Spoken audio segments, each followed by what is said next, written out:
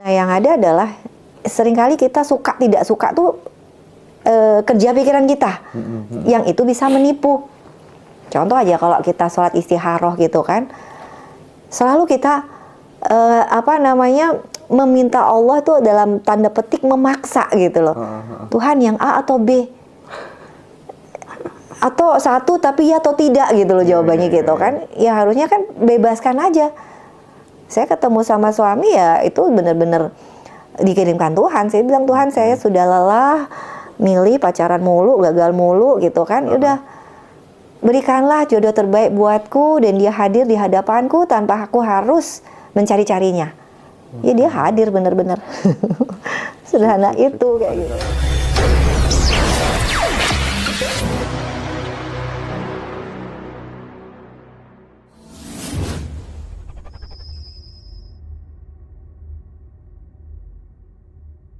Aku pengen geser ke ini. Kadang kita hidup itu mencintai seseorang. Bagaimana sih ketika kemudian kita kehilangan orang yang kita cintai, kita itu benar-benar masih bisa ikhlas gitu, melepaskan orang yang sangat kita sayangi, orang yang sangat kita cintai gitu sih. Karena bagaimanapun juga kehidupan tetap berjalan gitu. Bagaimana Bu tipsnya?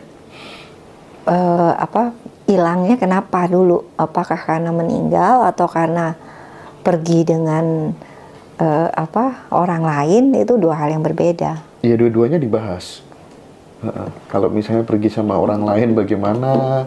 Kalau misalnya meninggal seperti apa gitu kan? Iya. Kalau meninggal mungkin lebih mudah untuk kita jalani ya, iya, karena iyalah. Tidak ada kompetitor di situ. Ya kan? Ketika ini bahwa ya semua innalillahi wa inna ilaihi rojiun kan, semua datang dari Allah, kembali kepada Allah. Dengan konsep itu sebenarnya kita yang pergi itu adalah jasadnya sebenarnya, tapi ruhnya itu masih ada gitu loh di semesta tanpa batas itu gitu, bahkan di hati kita juga ada gitu kan. Maka yang ada adalah saya mengajarkan jika kamu misalkan kangen sama ibumu, bapakmu gitu, atau kakek mungkin yang udah meninggal, maka you just close your eyes gitu kan, tutup mata Anda, kemudian rasakan kehadirannya di hatimu gitu kan. Ya dia akan selalu hadir di situ menemani gitu loh. Banyak case seperti itu masih bisa terhubung secara energi gitu ya. Cuman pertanyaanku, ketika kemudian kita juga percaya bahwa hidup itu tidak hanya sekali gitu, maksudnya secara roh ada reinkarnasi gitu ya. Dan ketika kemudian orang tua kita yang sudah tiada itu mungkin kan bisa juga lahir ke anak kita gitu. Nah, bagaimana cara kita terhubung secara energi, atau nggak perlu cukup sama anak aja, bagaimana Bu? Ya kalau Anda tahu sampai pada pemahaman itu ya enak aja kan kayak gitu kan, seperti itu kan gitu. Tapi kalau nggak tahu ya udah, energinya tuh ada di sekitar kita, ada di dalam mewarnai diri kita juga gitu kan. Nah, itu lebih mudah kalau misalkan perpisahannya karena meninggal. Yang menjadi masalah tuh kan kalau perpisahannya karena pergi untuk orang lain gitu kan, itu biasanya menyisakan luka yang teramat dalam gitu kan. Nah, saya bilang bahwa itu kamu nggak mencintai gitu loh. Mencintai itu adalah ketika kamu mampu melepaskan orang yang kamu cintai untuk sesuatu yang dicintai gitu. Jadi mencintai karena kebahagiaan dia gitu loh. Itu level cinta yang paling tinggi dong gitu kan. Misalkan suami misalkan saya mencintai dia dan saya melepaskan dia untuk orang yang bisa membuat dia lebih bahagia, misalkan kayak gitu. Itu keren banget kalau kita udah sampai pada level itu gitu kan. Nah, jadi selama ini kita terluka karena apa sih? Karena kita egois gitu loh. Karena kita melekat sama cinta itu sendiri gitu kan. Tidak pengen bahwa cinta yang kita miliki itu diambil oleh orang lain. Ya kan, ya apa beda? Kan normal Bu. Ya itulah cinta kemelekatan itu gitu. Apa bedanya sama anak kecil yang ini bukuku, ini mainanku, jangan diambil gitu kan, ini mobil-mobilanku, nggak boleh diambil. Apa bedanya kita sama anak kecil seperti itu? Itu gitu loh. Jadi saya sama suami punya prinsip seperti itu gitu loh. Artinya ketika sebelum menikah kita bilang bahwa aku mencintaimu dengan sepenuh hatiku. Kalau ada yang bisa membuatmu lebih bahagia, selain dari aku akan dengan ikhlas melepaskanmu. Wow. Itu gitu loh, itu kami katakan gitu loh. Dan ketika kamu bisa mencintai orang lain, berarti kamu sudah tidak punya lagi cinta untukku gitu. Dan aku tidak mau hidup dengan cinta itu sendiri. Aku tidak akan memberi kamu pilihan, aku akan lepaskan kayak gitu. Itu baru namanya cinta yang dewasa. Nah, berproses menuju mencintai tanpa melekat itu kan kalau kemudian kita bilang gitu ya, kasih nasihat gitu, itu kan masih abstrak gitu ya. Kamu jangan melekat gitu ya. Kamu harus mengerti dan memahami tanpa harus minta dimengerti dan dipahami, karena itu adalah esensi daripada cinta gitu. Tapi kan itu abstrak gitu. Nah, konkretnya yang bisa kita lakukan supaya kemudian kita bisa sampai di level itu apa ya? Latihannya bagaimana gitu? Latihannya adalah menyadari cinta itu sendiri. Nah, artinya menyadari cinta itu sendiri bahwa saat contoh hal yang kecil aja, ketika kamu masih ingin diterima kasihi oleh suami atau istri atas hal-hal yang kamu lakukan dan menuntut dia melakukan seperti yang engkau mau, artinya aku udah nyiapin kamu baju loh, aku udah nyiapin kamu makanan loh, kayak gitu. Aku udah mencintaimu loh, terus aku mau minta kamu juga melakukan yang sama dong denganku. Itu mah kita belum mencintai, kita belum memberikan kebaikan, kita baru tukar-menukar kebaikan, dan itu sifatnya transaksional. Transaksional. Iya, kayak gitu loh. Mencintai ya mencintai itu sendiri gitu. Mau diterima kasih, mau tidak dihargai, ya kita tetap melakukan itu karena cinta itu sendiri gitu loh. Udah, it doesn't matter aja gitu loh. Jadi bukan karena fisik, bukan karena harta, karena kecerdasan, tapi yang benar-benar kita mencintai itu, kita sendiri nggak tahu alasannya apa, maunya kita justru malah berkorban aja gitu. Bahkan berkorban pun kita nggak merasa berkorban gitu kan. Benar-benar indah aja gitu kan melakukan itu untuk dia gitu kan. Iya.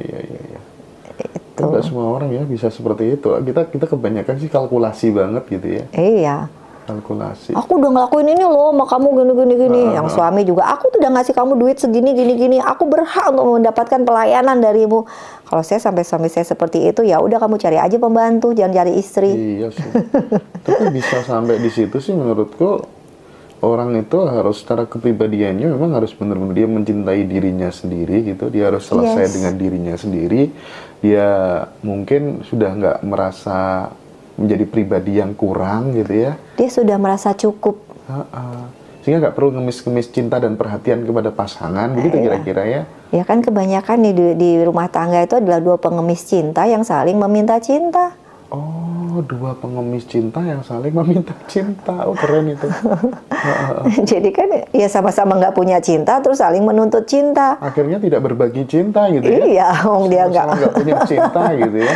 Betul. Bener sih, rata-rata begitu sih Bu. Betul. Bahkan mungkin sepakat untuk mengakhiri rumah tangga pun gara-gara seperti itu gitu ya.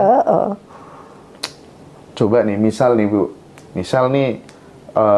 apa tuh namanya, suami gitu ya, terus tiba-tiba dapat cewek baru gitu. Oke, terus kemudian Ibu masa nggak sakit hati? Saya akan bertanya dulu ke diri saya sendiri gitu kan. Saya mau nggak berbagi sama dia kayak gitu kan, artinya apa sih yang kamu butuhkan? Itu saya pernah ngebayangin di posisi itu ya gitu ya. Kira-kira kalau suami saya terus mengatakan bahwa aku kok seneng ya sama cewek ini misalkan, nanti saya akan bertanya apa yang kamu senengi gitu loh dari dia, gitu kan. Tapi tidak dengan marah, tidak dengan ini ya. Tapi benar-benar dengan kedewasaan bahwa apa yang kamu senengi dari dia yang tidak bisa aku berikan. Di situ kita refleksikan, saya akan refleksi gitu kan. Apakah saya bisa memenuhi harapan dia gitu kan. Misalkan soal waktu, misalkan mungkin karena saya terlalu sibuk gitu kan, terus suami ngerasa tidak mendapat perhatian gitu, dan ada orang lain memberi perhatian, ya it's okay. Saya nggak masalah tuh ibaratnya kalau suami saya punya istri 2, 3 gitu kan. Bahkan saya pernah bilang gitu loh, seandainya saya punya anak 8 gini kan. Terus saya misalkan tahu sibuk ngerjain sesuatu di luar gitu ya. boleh nggak, kamu boleh kok cari orang, tapi ya mau nggak dia menerima juga anak-anak ini sebagai satu paket gitu loh.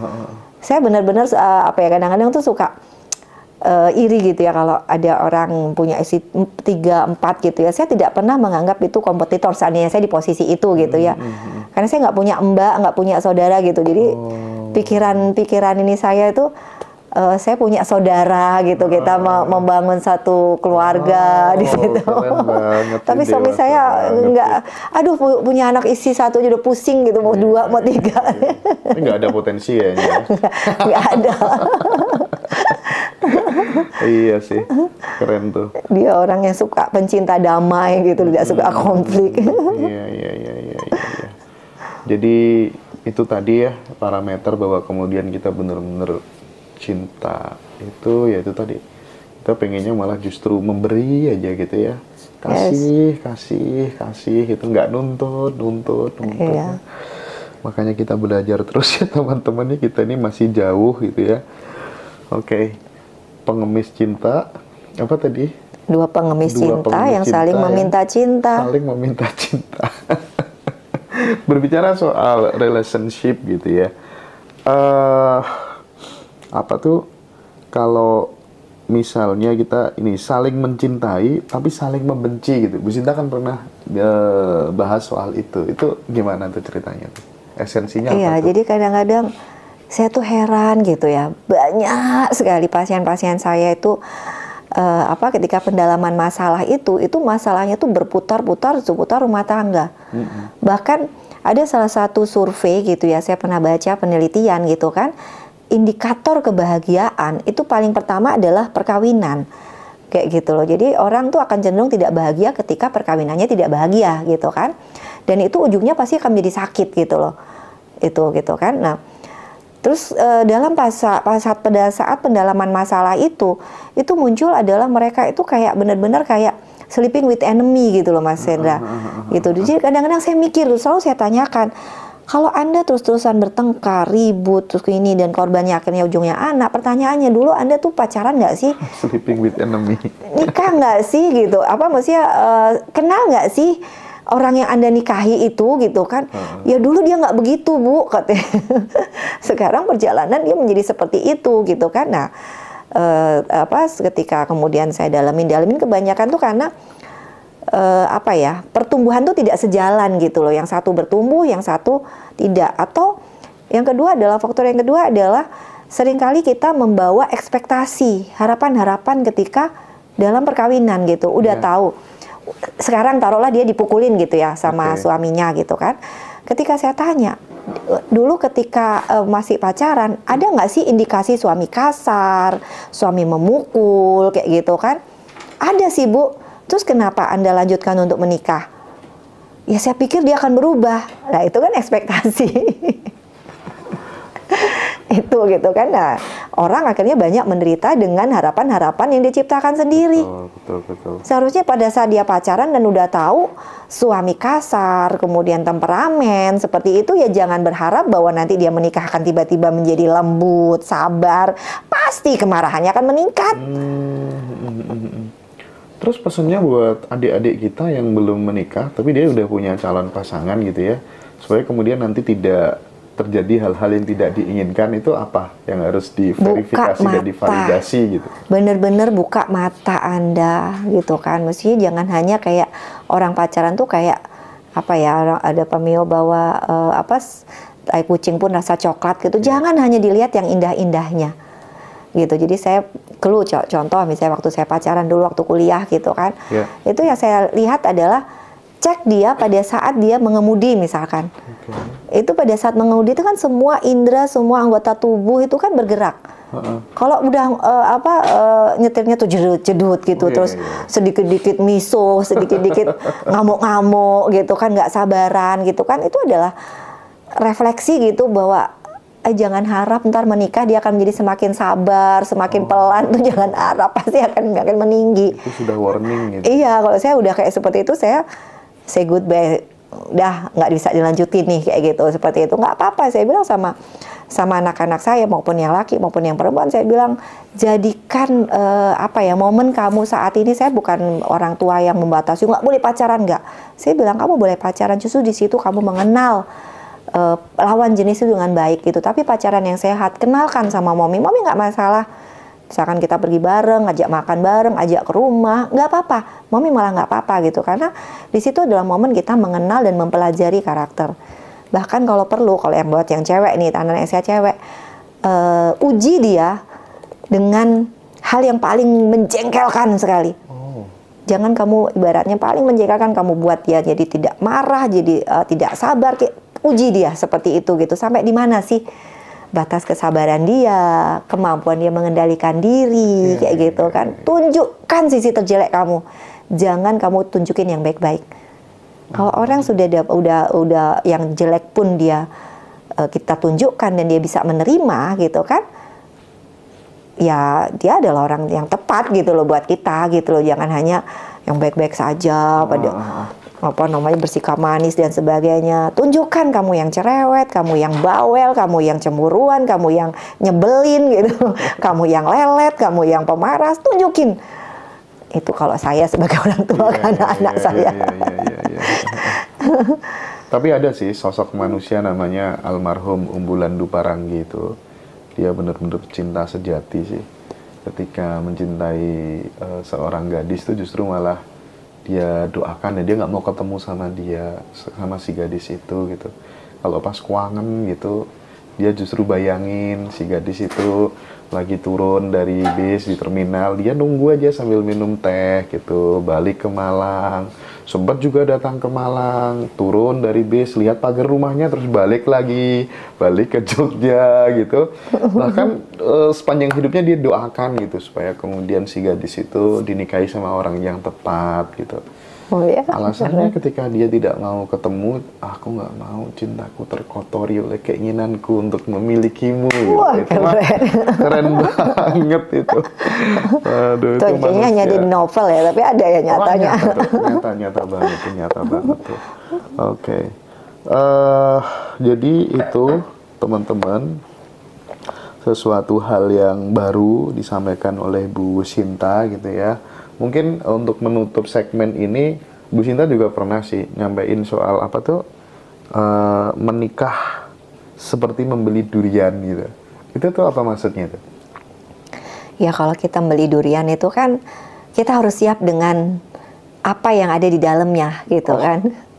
Ketika itu enak tidak enak kan, pilihan kita tuh ada 3 gitu. Iya. Balikin ke penjualnya, Pak duriannya nggak enak gitu kan, atau buang, atau ya udah kadung dibeli ya dinikmati sampai habis gitu kan.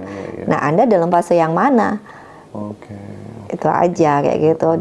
Dibuang ya berarti Anda ganti cari durian baru. Pilihan sih. Gitu. Tapi kalau misalnya bagi sahabat-sahabat teman-teman yang susah banget tuh ngedapetin jodoh itu sebenarnya sebab psikologisnya apa sih Bu Sinta?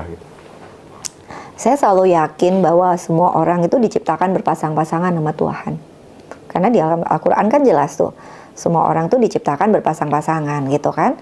Nah sekarang kenapa kita merasa salah dalam memilih jodoh atau bahkan tidak mendapatkan jodoh itu sendiri? Karena apa? Kita tidak mendengarkan Tuhan di dalam diri kita. Gitu loh, tapi kita sedang mendengarkan mau kita gitu loh, pikiran-pikiran yang kita ciptakan sendiri gitu kan. Ibaratnya gini loh, ini nih sebenarnya jodohmu gitu kan, tapi kita pun pikiran kita punya selera sendiri gitu kan. Kurang kaya lah, kurang pinter lah, kurang ganteng lah kayak gitu kan, sehingga kita menolak dia gitu loh. Padahal sebenarnya itu adalah jodoh pilihan Tuhan. Kan di dalam Al-Quran menjelaskan bisa jadi kamu tidak menyukai sesuatu padahal itu baik buatmu. Sebaliknya bisa jadi kamu menolak sesuatu padahal itu baik, dan seperti itulah ya kayak gitu kan. Nah yang ada adalah seringkali kita suka tidak suka tuh kerja pikiran kita, yang itu bisa menipu. Contoh aja kalau kita sholat istikharah gitu kan, selalu kita meminta Allah itu dalam tanda petik memaksa gitu loh.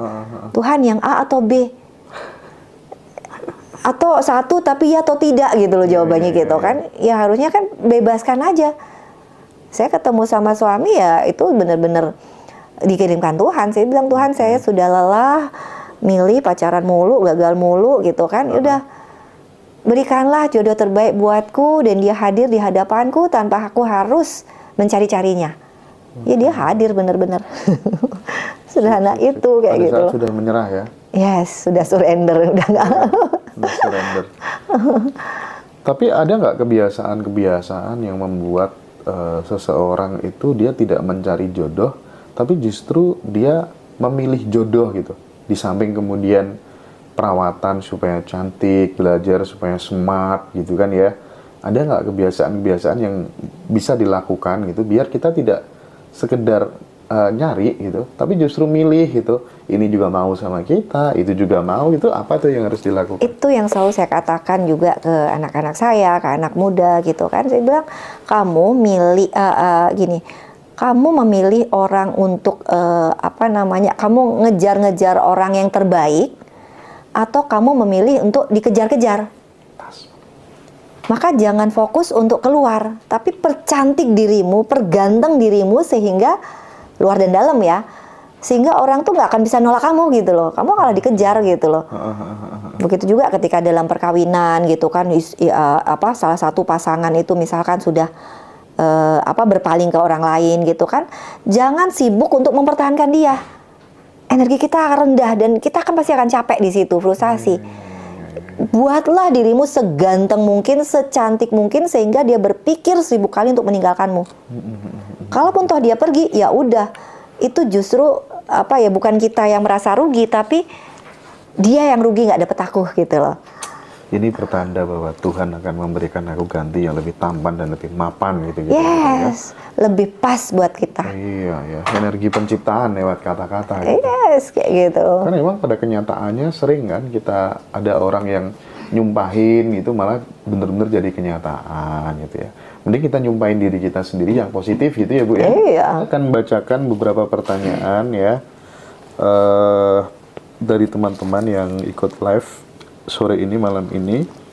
Sakit kelenjar di leher itu pesan cinta Tuhan menurut Bu Sinta apa Bu gitu? Gimana Bu Sinta? Kelenjar ya, bentar buka kamus tuh. Kelenjar di leher gitu ya. Terus ada pundak kiri. Oh, pundak kiri gimana sih maksudnya?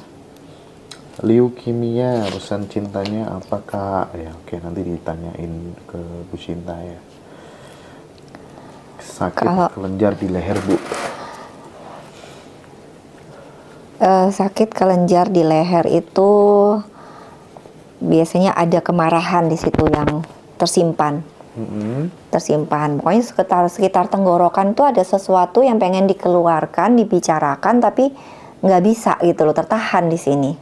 Hampir sama dengan batuk dong? Iya, batuk itu pokoknya seputar masalah seputar tenggorokan tuh seperti itu gitu loh. Oke. Kalau batuk itu lebih dia barking gitu, kayak dog itu, dengarkan saya kayak gitu loh, merasa tidak didengarkan gitu loh. Kalau leukemia, pesan cintanya apa Bu? Leukemia merasa bahwa inspirasi atau ide-idenya tuh secara brutal itu dibungkam gitu loh, dimatikan. Sehingga merasa saya tuh nggak ada gunanya gitu loh, apapun yang saya katakan tuh kayak nggak ada gunanya kayak gitu loh. Oke, baik. Bukunya apa tadi ya? Itu tuh bukunya namanya Pesan Cinta Tuhan Melalui Sakitmu. Itu bisa di order ya teman-teman. Yang mau order bukunya Bu Sinta, karena banyak banget yang beli buku itu, jadi bener-bener best seller ya. Aku coba ketik ya, aku coba tulis di sini. Bentar ya, nanti teman-teman bisa WA aja ya. Jadi kalau kelenjar, secara masalah-masalah kelenjar kayak gitu ke Mas ini, teman-teman sahabat semua, itu terkait dengan diingatkan untuk pikiran itu to be recenter kembali gitu loh, lebih memusat gitu kembali gitu. Jadi seringkali orang-orang yang punya masalah di kelenjar itu, getah bening biasanya, kan di sini getah bening ya, leher, di ketiak kayak gitu, itu adalah pikirannya tuh ngelayang-layang, hidupnya tuh kayak nggak punya tujuan gitu kan, sehingga di situ dikasih peringatan, pesan cintanya adalah please recenter kembalikan perhatianmu tuh pada essential of life. Dan penuhi dirimu dengan cinta dan sukacita. Cinta dan sukacita. Penuhi dirimu dengan cinta dan sukacita. Iya, itu nomornya udah aku sematkan, teman-teman bisa diorder di situ ya. Aduh, banyak banget yang beli bukunya. Kalau sakit di pinggang tulang belakang, kenapa Bun? Pinggang tulang belakang itu biasanya kan lumbal 45 ya, bagian bawah tulang belakang bagian bawah itu biasanya insecure finansial. Insecure finansial. Pokoknya kalau tulang tuh sebenarnya adalah kurang support emosional, kurang dukungan emosi gitu yang bagian belakang ini. Kalau ini Bu, kalau sakit kanker pesan cintanya apa? Ada kemarahan, dendam, duka cita, sakit hati yang mendalam dan lama. Iri hati. Kuncinya tuh mendalam dan lama. Di duka cita, kemarahan, sakit hati yang mendalam dan lama itu, sehingga akhirnya energi-energi kemarahan tuh memadat menjadi cancer. Kalau sakit mata Bu, pesan cintanya apa?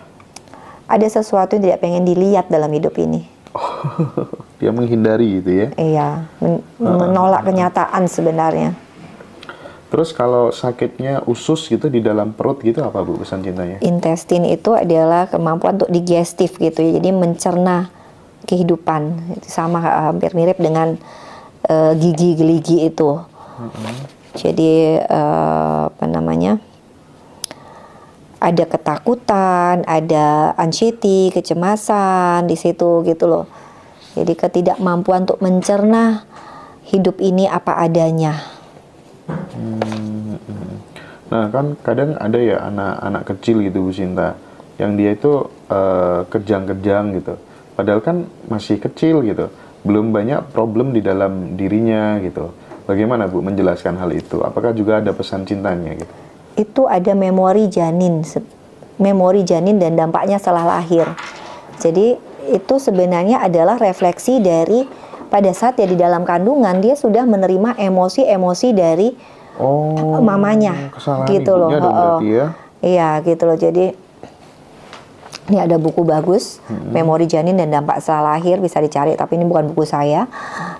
Itu benar-benar saya dapati di pasien-pasien saya di dalam ruang praktek gitu kan, bahwa banyak anak menderita hari ini itu kadang-kadang tidak dimengerti, dan ujung-ujungnya ketika dilakukan penelusuran ke pikiran bawah sadar melalui hipnoterapi gitu kan, baru ditemukan bahwa itu adalah memori janin, dan dia menerima dampak dari emosi-emosi mamanya pada saat mengandung dia. Makanya nggak heran Kang Hendra, 60 kalau dilihat statistik ya, ribuan pasien yang sudah saya tanganin itu 60-70%-nya anak pertama. Kenapa anak pertama itu cenderung bermasalah secara psikologis? Karena dia berasal dari mama yang juga masih belajar jadi mama, belajar jadi istri, belajar jadi ibu, jadi mantu, jadi anak dari keluarga besar suami. Dan biasanya pada saat mengandung anak pertama tuh kan kondisi ekonomi belum sepenuhnya mapan. Iya. Gitu. Jadi betapa banyaknya emosi yang dikandung oleh ibu pada saat mengandung anak pertama itu keteplek, itu benar-benar di-download gitu loh. Apa ya bahasa keteplek gitu. Di-download langsung gitu oleh anak itu, yang ibunya dulu cemas, terus tuh anaknya lahir jadi pencemas. Iya. Ibunya penakut, dulu anaknya jadi penakut. Ibunya suka marah-marah dulu waktu masih awal-awal menikah, anaknya juga jadi pemarah juga. Kalau sakit kepala Bu, gimana? Sakit kepala itu ada sesuatu yang kita tolak dalam hidup. Saya pernah migrain 8 bulan hanya gara-gara ditipu sama teman 500 juta. 8 bulan? 8 bulan migrain ini sampai saya bawa gini kepala saya gitu, sampai akhirnya saya sadar, di titik saya sadar bahwa uang itu sampai di saya bukan uang saya cuma dititipin sama Tuhan, dan Tuhan sedang ambil uang itu dengan cara dia hanya perlu pinjam tangan si A, si B, si C, atau tiba-tiba kecelakaan, misalkan harus pasang kaki, misalkan atau harus operasi, habis 500-an juta juga, suka-suka Tuhan. Di titik kita bisa menerima, di titik itu juga kesembuhan terjadi sebenarnya. Di titik saat kita bisa menerima, di titik itu juga kesembuhan bisa terjadi. Iya, banyak yang mengalami hal itu emang. Nah Bu, kalau misalnya ini anak, kasihan kadang ya, mereka anak-anak yang autis gitu, atau cacat yang sempurna gitu. Jangan kita bilang cacat tidak sempurna gitu. Bagaimana Bu? Kalau itu orang tuanya juga? Kita lihat di masa kandungan. Kalau itu di masa kandungan tidak ada apa-apa, bisa jadi itu adalah karma dia dari masa lalu. Itu gitu, tiba-tiba nggak punya kaki, misalkan kayak gitu, karma gitu kan? Karma dari masa lalu. Makanya harus hati-hati gitu ya Bu ya, hadirnya mereka gitu, sekaligus memberikan pesan kepada kita gitu ya Bu ya. Aku ginjal bengkak dok, besok mau dioperasi pasang alat, pesan cintanya apa gitu? Kidney, ada di buku saya itu kidney tentang apa namanya, masalah-masalah di ginjal itu terkait dengan kritikan terus menerus, merasa dikritik, sehingga otomatis ketika merasa dikritik dia juga selalu merasa perlu untuk mengkritik orang lain. Kemudian ada kekecewaan, ada kegagalan, merasa ada kegagalan dalam hidup, kemudian ada malu di situ gitu kan, dan bereaksi seperti anak kecil. Gitu. Nah sekarang kalau misalnya ngomongnya lambat gitu gimana Bu? Speak delay gitu. Itu di anak apa di? Kalau di anak apa kira-kira penyebabnya? Speed delay itu bisa karena memang itu secara biologis memang perkembangan otaknya tidak sejalan gitu kan. Karena ada anak yang otak ini kan punya ruang-ruang gitu ya. Jadi kayak rumah itu ada ruang makan, ruang tidur, ruang kamar mandi gitu. Nah, otak kita juga punya ruang-ruang itu gitu Kang Henda, ruang untuk memori, ruang untuk motorik, ruang untuk bicara, ruang untuk perasaan. Nah, mungkin memang ada kerusakan atau kelambatan di situ gitu loh. Itu secara fisik gitu. Bisa juga speech delay itu terjadi karena kurang stimulasi dari orang tua gitu. Jadi dulu saya waktu di Mataram tuh punya sekolah TK gitu kan, TK playgroup kayak gitu. Itu banyak anak-anak yang speech delay karena apa? Orang tuanya sibuk dua-dua, pulang malam dia diasuh oleh pembantu atau nenek, nggak pernah ngomong. Ya, jadi dia mendapatkan stimulasi dari mana? Gitu. Itu yang membuat dia menjadi speech delay.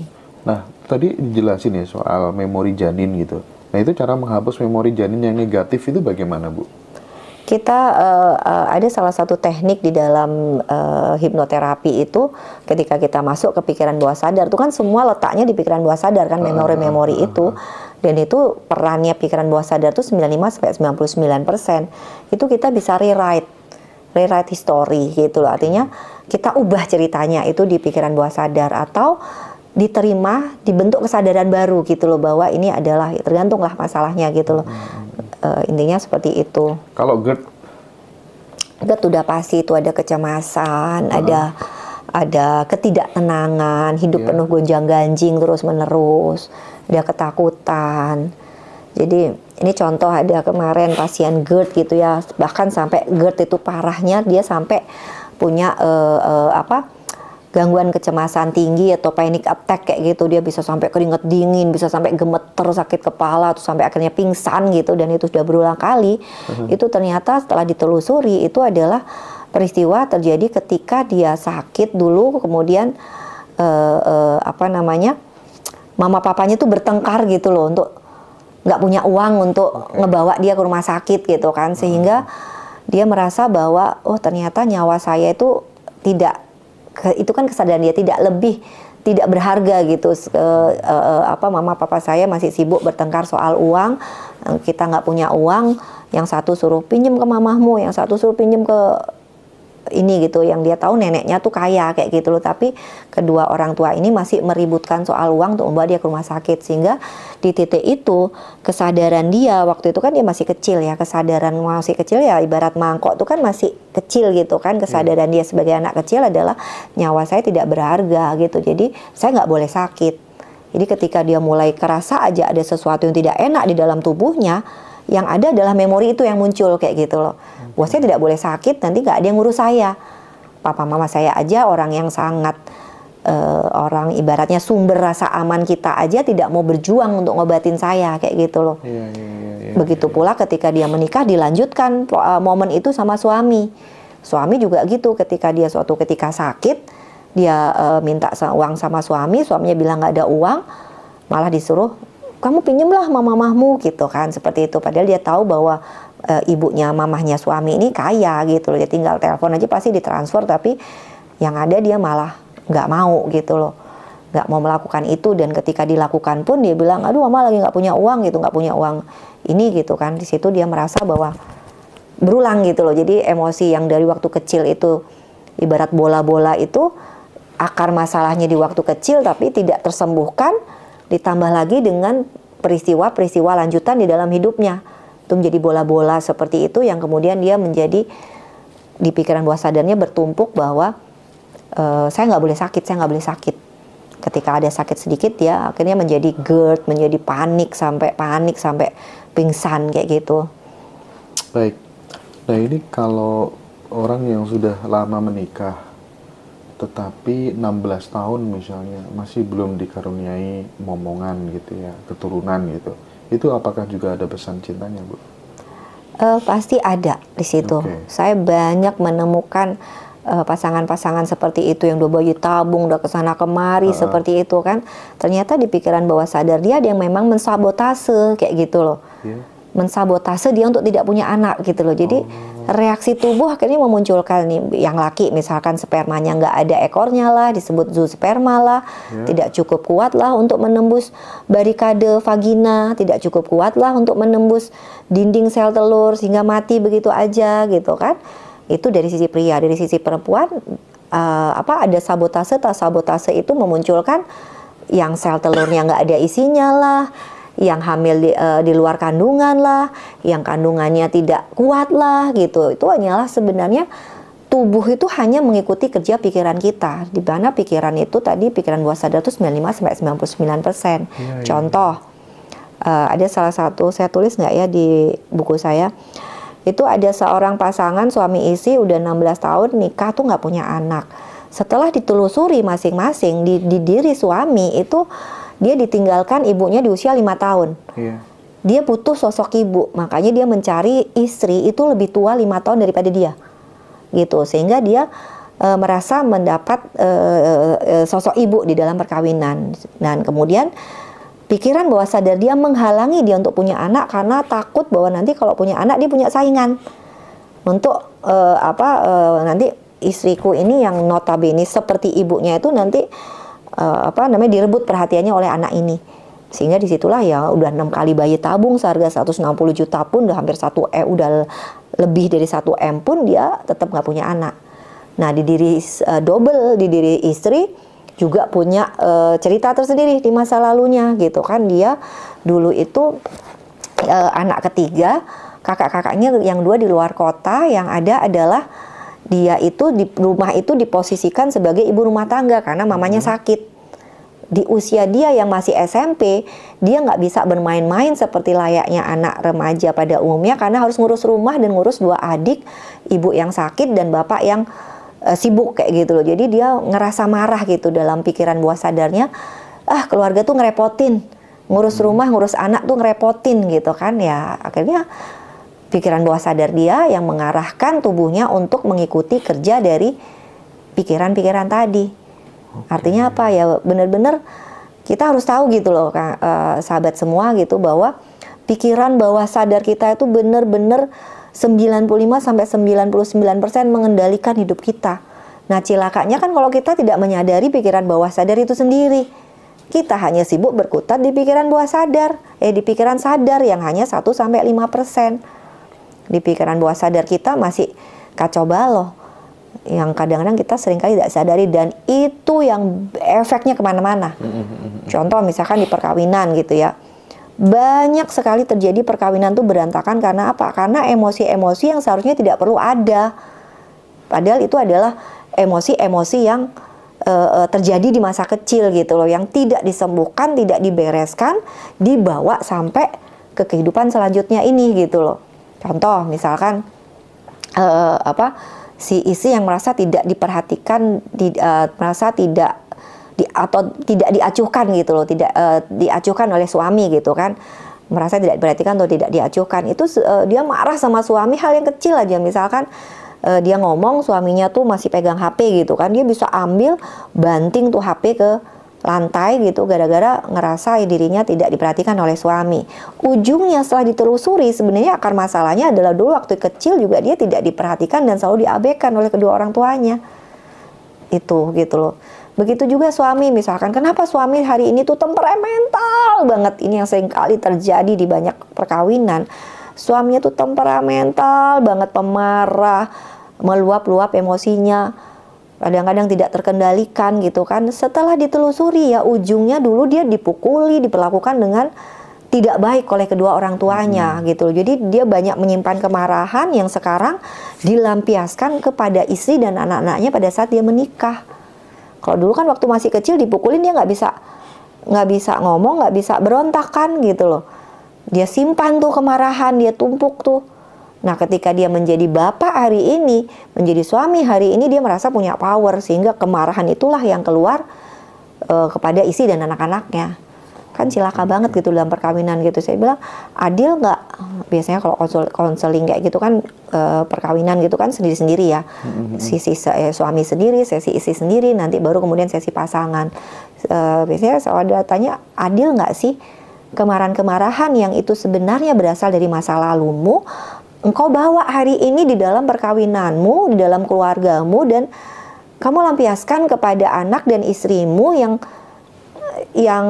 notabene nggak bersalah gitu loh, ataupun oke lah mereka bersalah gitu, tapi tingkat kesalahannya itu taruhlah level 2, level 3 dan nggak, tapi Anda memarahi dia, memukuli dia di level 9 dan 10 akibat dari timbunan masa lalu, emosi-emosi yang belum selesai. Itu yang banyak terjadi di dalam perkawinan dan keluarga atau rumah tangga hari ini. Kasihan kalau kita nggak beresin sampai ke akar masalah. Nah, Bu Sinta, kalau kadang perempuan itu kan sering mengalami benjolan gitu. Nah, itu pesan cintanya apa? Teman-teman tanya tuh. Iya, itu banyak sekali. Itu sebenarnya adalah tadi tumor cancer itu adalah ada kemarahan, dendam, duka cita, merasa tidak berdaya yang mendalam dan lama. Itu semua adalah sebenarnya energi-energi yang memadat menjadi materi gitu loh. Dan hakikat pesan cinta itu, sahabat, seperti orang ketuk pintu. Ketuk pintu pertama pasti pelan, kemudian nggak didengar, tambah keras, nggak didengar, tambah keras didobrak. Jadi sebelum menjadi cancer hari ini, pasti kemarin itu masih jadi tumor. Sebelum jadi tumor tuh jadi kista, jadi miom, kayak gitu kan.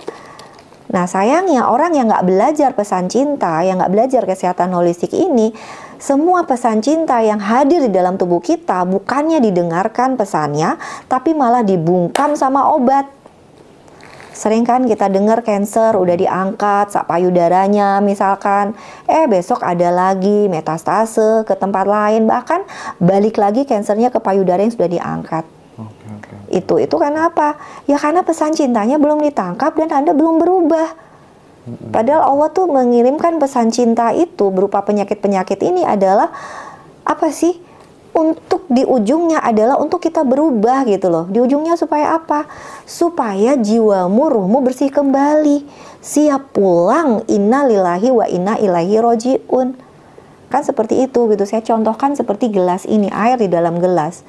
Gelas ini adalah wadah Anda, tubuh Anda. Airnya ini adalah roh Tuhan. Tadi dituangkan dari teko gitu kan ke dalam gelas ini. Teko itu adalah sumbernya, yaitu Tuhan itu sendiri, yaitu berupa ruh. Ketika dituangkan ke dalam gelas ini, dia bernama jiwa. Nah sebenarnya jiwa sama roh itu adalah sesuatu yang sama. Nah, tapi dalam perjalanannya ketika si jiwa atau ruh ini berada di dalam tubuh manusia, dia bertemu dengan aspek mental. Di mental ada apa? Pikiran, emosi, perasaan-perasaan kita. Di situ ada marah, ada dendam, duka cita, sakit hati, terluka, kecewa. Jadi air yang semula bening ini menjadi butek. Anggap aja nih putih ini bening, ditambahin gula, tambahin sirup, tambahin kopi, tambahin teh, tambahin macam-macam susu, kan nggak bening lagi. Kalau nggak bening, gimana bisa pulang ke sumbernya yang maha bening, maha suci, maha fitri? Iya. Itu loh sebenarnya hakikat pesan cinta, sahabat. Disitulah Tuhan kasih mekanisme untuk pembersihan si jiwa ini supaya kembali suci tadi, terlepas dari aspek mental tadi. Yang diberesin kan harusnya mental. Kalau jiwa kan aslinya bening. Nah, yang bermasalah adalah mentalnya gitu. Nah, mental ini yang harus kita bersihkan. Disitulah Tuhan kasih mekanisme berupa penyakit-penyakit kita hari ini, masalah-masalah kita hari ini sebagai sarana untuk memproses sang jiwa ini untuk bersih kembali dan siap pulang innalillahi wa inna ilaihi rajiunnya sempurna. Iya. Jadi betapa luhurnya sebenarnya pelajaran holistik ini, nggak hanya sekedar ngurusin tubuh sakit. Oke. Tapi bagaimana kita bisa pulang sempurna kepada Tuhan.